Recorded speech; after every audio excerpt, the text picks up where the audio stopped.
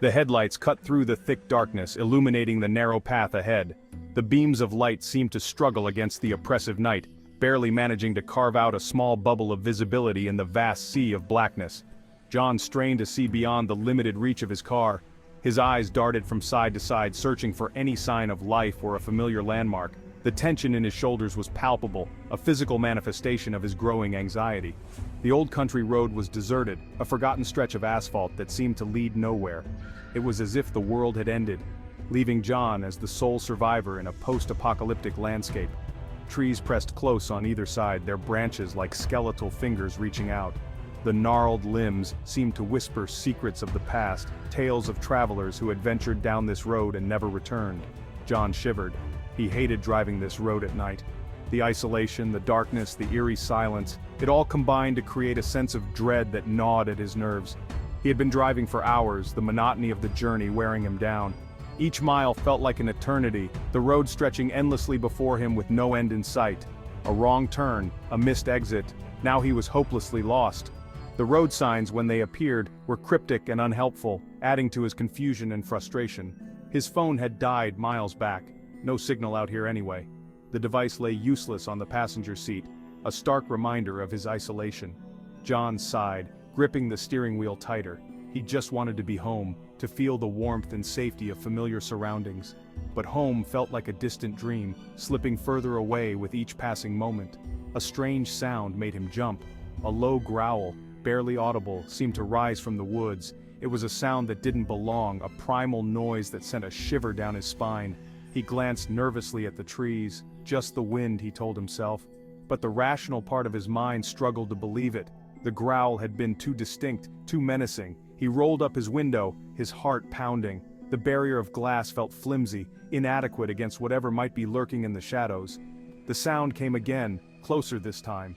It was unmistakable now, a deep, guttural growl that seemed to reverberate through the very air. John's blood ran cold. It was not the wind. The realization hit him like a physical blow, leaving him breathless and terrified. He pressed down on the accelerator, eager to leave the sound behind. The car surged forward, the engine roaring in response to his desperate need for speed. But the engine sputtered, coughed, and died. The sudden silence was deafening, a stark contrast to the frantic noise of moments before. The car rolled to a stop. John was left sitting in the dark, the oppressive silence pressing in on him from all sides. John groaned in frustration. This night just kept getting worse. He was stranded, alone, with no way to call for help. And the growling sound? It was definitely closer. The realization sent a fresh wave of fear coursing through him. He was not alone on this lonely road. Panic set in. John looked around frantically, searching for any sign of movement, any hint of what might be out there. The darkness seemed to close in, suffocating him with its weight. He fumbled with the keys, trying to restart the car. The engine turned over but refused to catch, each failed attempt heightening his sense of desperation. With no other options, John stepped out of the car. The cold night air hit him like a slap, and he shivered uncontrollably. The growl came again, louder and more menacing. He started walking, hoping to find help or at least a place to hide. Every step felt like a gamble, each movement a potential trigger for whatever was out there. The rustling in the woods grew louder, more insistent. John's heart raced, his breath coming in short, panicked gasps. He felt like prey, hunted by an unseen predator. In the distance he saw the outline of an old, abandoned house. Relief washed over him. It wasn't much, but it was shelter.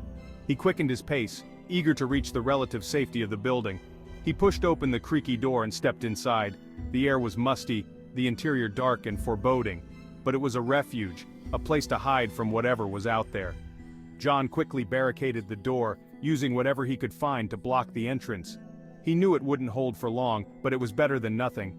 He sat in a dark corner, listening intently. The growling was still there, but it seemed to be moving away. For now, he was safe. But he knew he couldn't stay here forever. He looked at his dead phone, feeling the weight of his isolation. He was alone, cut off from the world, with no way to call for help. The night stretched on, a seemingly endless ordeal. But John was determined to survive. He would find a way out of this. He had to. The lonely road had tested him, but he would not be defeated. He would make it home. Panic swelled in John's chest. His heart raced, each beat echoing in his ears like a drum. The darkness around him seemed to close in, suffocating and oppressive. He fumbled for his phone, but the screen remained dark, useless. He pressed the power button repeatedly, hoping for a miracle, but the device stayed lifeless in his trembling hands. He had to get out of here. The car felt like a trap, a metal cage in the middle of nowhere. His eyes darted around, searching for any sign of hope, any escape route. He tried the ignition again. Nothing. The engine remained silent, mocking his desperation. He twisted the key harder, as if sheer force could bring it to life. He pounded the steering wheel in frustration. The thud of his fist against the leather was a futile attempt to release the mounting fear inside him. Then he saw it.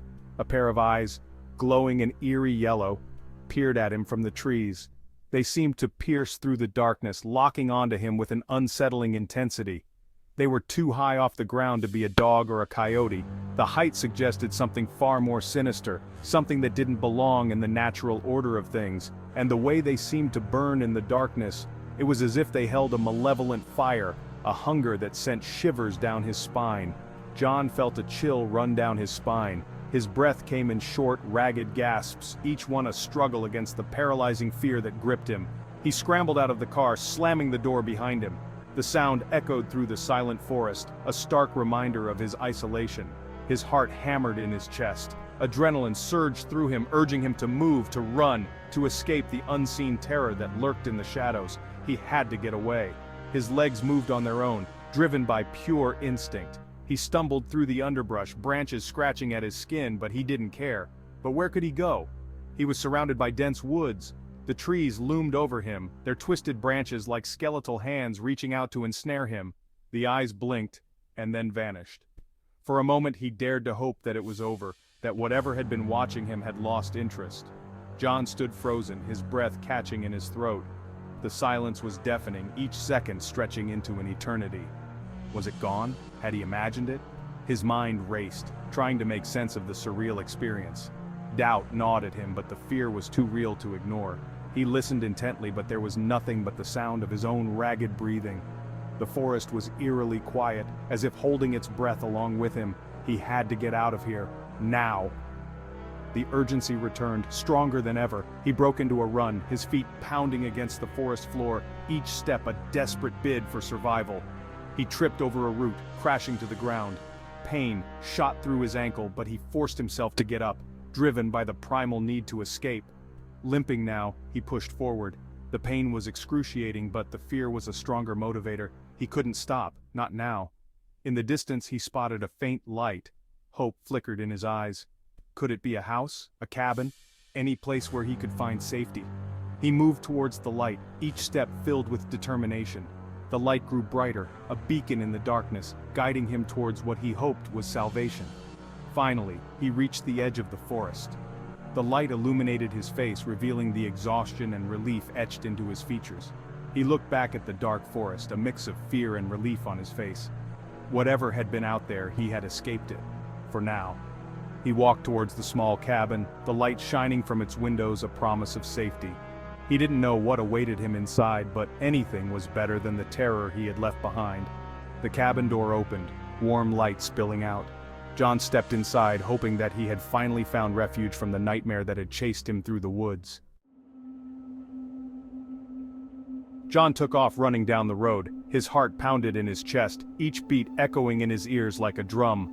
The night was thick with an eerie silence, broken only by the sound of his footsteps hitting the pavement. The moon hung high in the sky, casting a pale glow that barely illuminated his path. He didn't know where he was going, but anywhere was better than here. The uncertainty gnawed at him, but the fear of staying put was far greater. His mind raced with thoughts of what could be lurking in the shadows, unseen but ever present. The trees seemed to close in around him, the darkness pressing down like a weight. Each step he took felt like he was sinking deeper into an abyss.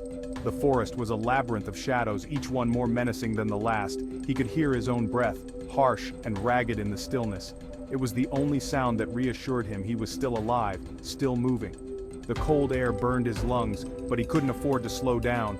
A twig snapped behind him. The sound was sharp, like a gunshot in the quiet night. It sent a jolt of adrenaline through his body, urging him to move faster. John didn't dare look back. The fear of what he might see was too great.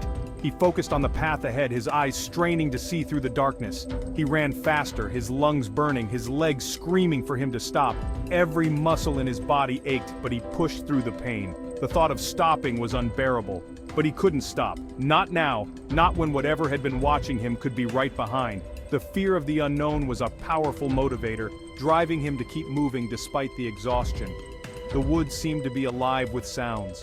Every rustle of leaves, every creak of a branch, felt like a whisper of danger. The forest was a living entity, conspiring against him. Whispers slithered through the trees, leaves rustled, branches creaked. The sounds were almost hypnotic, lulling him into a state of heightened awareness. He felt like he was being watched from every direction. John's fear amplified every sound, turning the forest into a symphony of terror. Each noise was a reminder of the danger that lurked just out of sight. His mind played tricks on him, making him see shadows where there were none. He glanced over his shoulder. The urge to see if he was being followed was too strong to resist. His eyes scanned the darkness, searching for any sign of movement. For a moment he thought he saw something large and dark moving through the trees, its eyes glinting in the moonlight. The sight sent a chill down his spine, freezing him in place for a split second. But then it was gone. The shadows swallowed it up, leaving him questioning what he had seen. Was it real, or just a figment of his imagination? He couldn't be sure if it had been real or just his imagination playing tricks on him. The line between reality and fear was blurred, making it hard to trust his own senses. He shook his head, trying to clear his thoughts, and kept running, hoping that he would find safety before his strength gave out. John's foot caught on a root, sending him sprawling onto the hard asphalt. Pain shot through his ankle. He cried out, more in fear than pain. He scrambled to his feet, ignoring the throbbing in his ankle. He had to keep moving. The creature was closer now. He could hear its heavy breathing, smell the stench of decay that clung to it. Fear lent him a burst of adrenaline. He surged forward, his lungs burning, his legs heavy and leaden. The road ahead was dark, the moonlight unable to penetrate the thick canopy of leaves overhead. John stumbled blindly forward, his heart pounding in his chest like a drum. He didn't dare slow down, not even for a second. He could hear the creature gaining on him. Its heavy footsteps pounded the pavement behind him. Its raspy breath seemed to be hot on his neck. John's hope dwindled with every step. Was he going to make it out of this alive? John's chest felt like it would explode. He risked a glance over his shoulder. The moonlight glinted off sharp teeth, bared in a grotesque snarl. The creature was closer than ever. Its eyes glowed with a malevolent light, reflecting the moonlight like two burning coals. Terror lent John a new burst of speed.